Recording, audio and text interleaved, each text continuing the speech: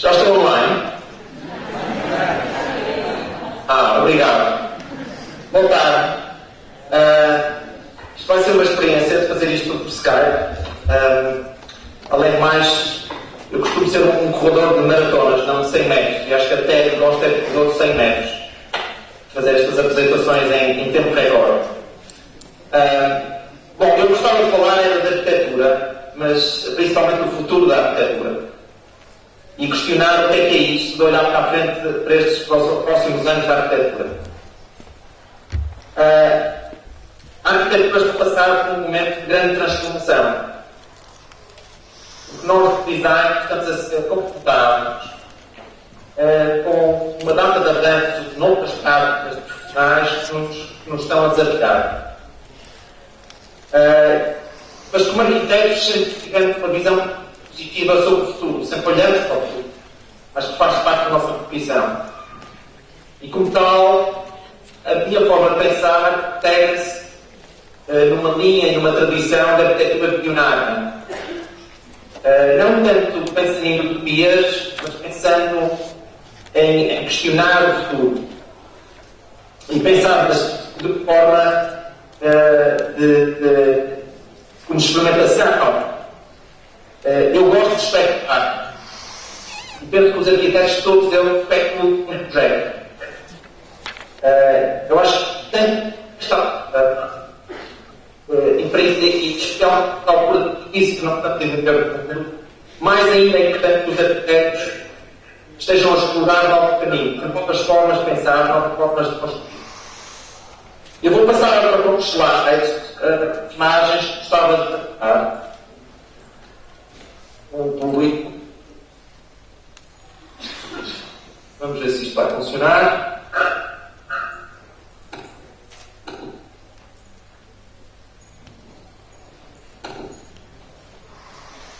Não sei se isto já está a ser ótimo.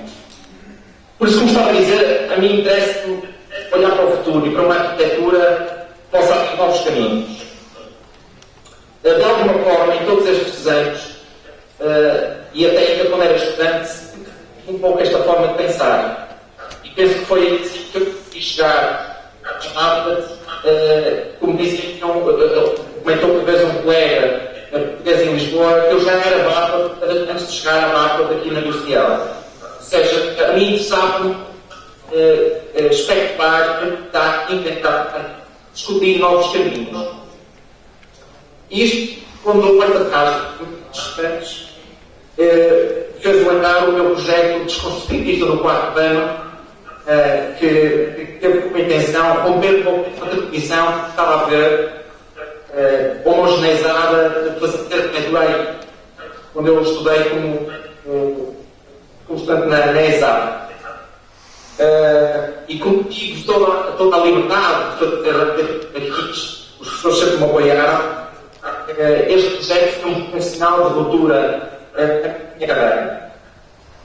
E só como estudante na altura pensar em estruturas metabolistas. Isto foi um projeto em Zaragoza que fiz com um colega. E só também pensar numa cidade. A célula toda a ser baseada na circulação. Esquece a circulação. Na altura vivi numa cidade, que era o Porto, que não podia ser médio. Por isso a possibilidade de uma cidade, com elas de movimento, onde as pessoas todas elas estão em transição, é algo fascinante.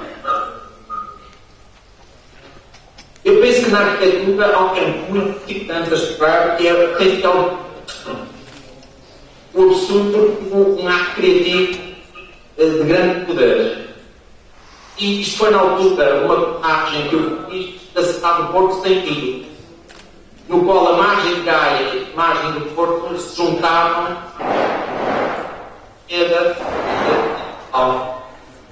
ao central que realmente nós não conhecíamos e nós não conhecemos. Nessa altura em que a gente também não só uma série, era dois espaços equipados e um traçado de alguma forma diferente daquilo que nós temos agora. Eu tive também estudo algo de valor e por mais o investimento, por exemplo, em empresas americanas fazem em investigação, muita da qual acaba por nunca ter. Eu não sei, ainda estão a ouvir? Sim. Ali abaixo. Sim.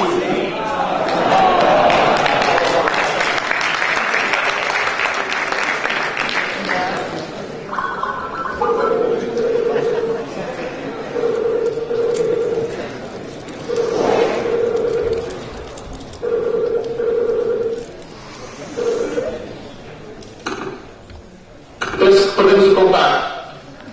Perdemos o contacto. Está a funcionar?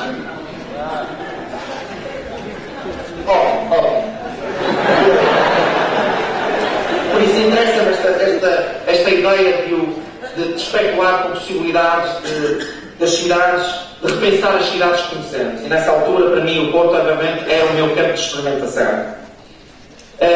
Uns anos mais tarde, vim para Londres. Isto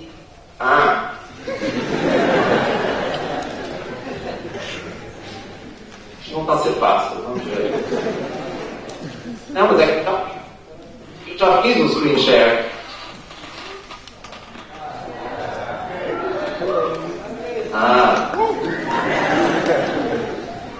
Pronto. Já não consegue ver? Sim. Mas é que eu já fiz, que é curioso. Esta vez a imagem. Vou tentar.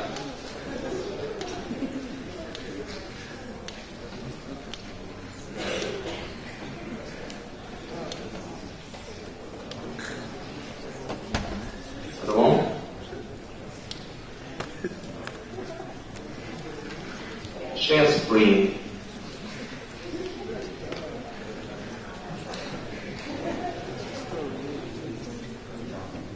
Agora, não é?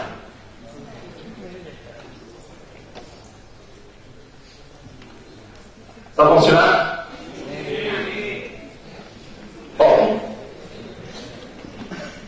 Por isso, aqui estava a explicar que, como vim anos mais tarde, vim para Londres a fazer um mestrado, a minha especulação foi imaginar espaços habitáveis no qual as nossas paredes eram membranas flexíveis, membranas com as quais nas quais nos poderíamos integrar. Isto é, estas imagens mostram o meu próprio corpo metido dentro de uma parede de látex, nesta instalação. A mim interessava especular nessa altura com a possibilidade que as nossas fachadas pudessem ser como fatos que nós pudéssemos vestir e com os quais nós pudéssemos comunicar com o mundo. Esta arquitetura seria uma arquitetura de tentáculos responsivos, com capacidade de entender o meio ambiente. E realmente isto levou a que no ano 2000, eu integrei a equipe do Peter Cook e do Colin Fournier para o concurso do Kunsthausgraz na Áustria, que sem dúvida 3 anos mais tarde foi construído como um projeto vencedor. E foi o resultado destas investigações na altura que pareciam absurdas. E mais recentemente temos estado a projetar um edifício em Taipei, no qual as fachadas e um parque do edifício se integram e se hibridizam. Eu agora vou passar à minha própria imagem outra vez, por um segundo. Penso que stop sharing.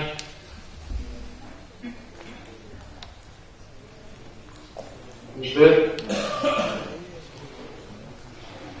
Esta apresentação vai ficar um bocado mais tempo.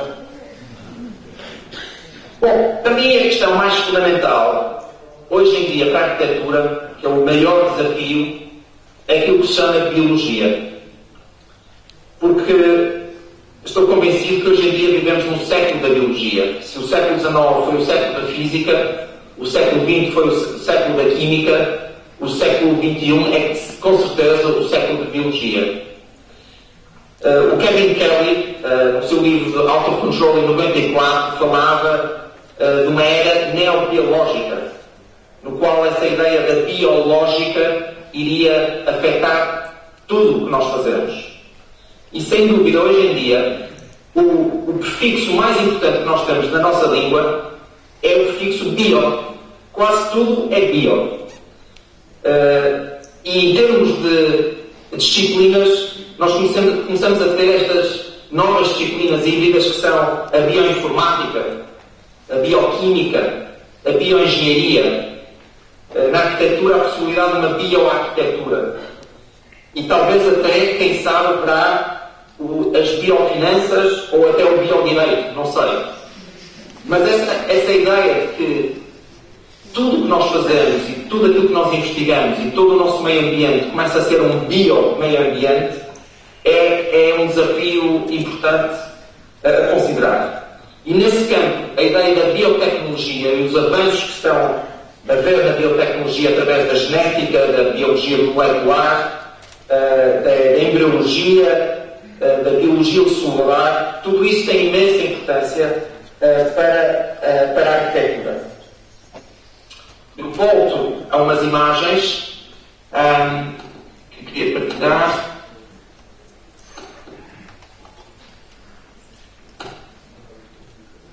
Já estou a chegar. Levando essa ideia da biologia e levando essa ideia mais adiante, o que acontece é que hoje em dia a arquitetura é ou biomimética ou biónica. Ou seja, em termos de biomimética, olhamos para este coral que se está a ver aqui na imagem e pensa-se como o coral como um modelo. E daí que, por exemplo, um projeto que neste momento estamos a trabalhar aqui para Londres é uma instalação com algas dentro de uma estrutura que ela própria é uma peça que se assemelha a uma estrutura natural, a uma planta, e se vai hibridizar com a vegetação. Isto é uma forma de pensar biomimética. E há uma data de exemplos importantes hoje em dia, como a invenção do velcro, ou os novos fatos de nadadores que olharam para a pele do tubarão para perceber que a performance desses fatos poderia ser superior, ou os comboios de Shinkansen no Japão, que foram desenvolvidos olhando para o pássaro martim pescador. Há uma data de investigações e de novas invenções que se baseiam nessa ideia de que a natureza é o grande modelo para o design e para a arquitetura. Mas eu penso que há um outro lado, que é esse lado biónico, e eu chamo-lhe arquitetura neoplástica, que provavelmente será uma arquitetura com mais organicidade que a biónica, que tende a olhar mais para o corpo humano e que tende a pensar na arquitetura e na natureza de uma forma ainda mais amplificada que a biónica. E não é só uma forma de dar resposta, mas integra-se nessa ideia de especular com um futuro próximo. Isto é um projeto de um aluno meu, com quem trabalho, e que pensa, ou que apresenta estas peças preparadas, por isso que as colocou em 6 pontos da cidade aqui em Londres, e que foram infectadas através das bactérias no ar. Ou seja, isto é uma arquitetura no qual a nossa presença e a nossa presença bacteriológica no espaço infecta as paredes, e as paredes começam a ter uma propagação de fungos e de uma energética muito diferente. A ideia da arquitetura ser um monitor do nosso ar e da nossa presença parece-me realmente interessante. Isto é um outro caso de um outro estudante que pensa nestes componentes sensíveis ao ambiente. Isto são pequenos fólicos, pequenos tentáculos integrados com uma estrutura de uma cobertura no qual a umidade é absorvida através destes tentáculos. E esta peça, esta ideia de integrar a arquitetura com a natureza, com algo que cresce. E aqui vê-se este edifício, que é um edifício de laboratórios, no qual as paredes já não são paredes. As paredes são, elas próprias, o equipamento do edifício que se expõe à superfície. Num outro caso, isto é um outro aluno com quem faço investigação, olhamos para materiais biodegradáveis. Ou seja, a ideia de que a arquitetura provavelmente há de vir a ser construída com outros materiais que não são só o vidro, o metal e a pedra, mas esta ideia de haver novos materiais que são muito mais flexíveis, que expostos ao ar e aos aspectos climatéricos. Neste caso, isto é proposto para uma fachada em Lisboa, numa capela de Lisboa, do qual todas essas peças que se vêem na imagem teriam estes compósitos biodegradáveis que podiam ser gradualmente ocupados por vegetação e pela fauna local. E vêem-se aqui as imagens como esta fachada poderia gradualmente ir ganhando a sua própria ecologia. E esta peça tem a ver com um estudo sobre algas bioluminescentes. Algo que eu penso que na arquitetura, mais uma vez, tem um grande potencial, a possibilidade de iluminar espaços no interior através de matéria orgânica viva, sem ter que utilizar luz elétrica.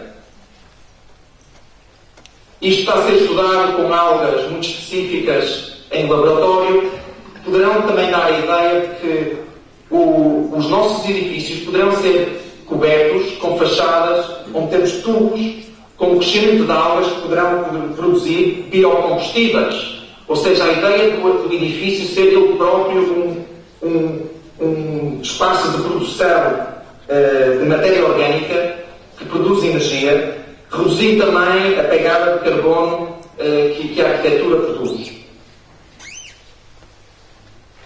E neste caso, a uma escala maior, interessa-me a possibilidade de uma arquitetura e de um urbanismo onde se insere uma nova agricultura, mas não uma agricultura arcaica como se tem feito, que requer grandes superfícies, mas uma agronomia de muito mais de pequena escala inserida dentro do espaço urbano.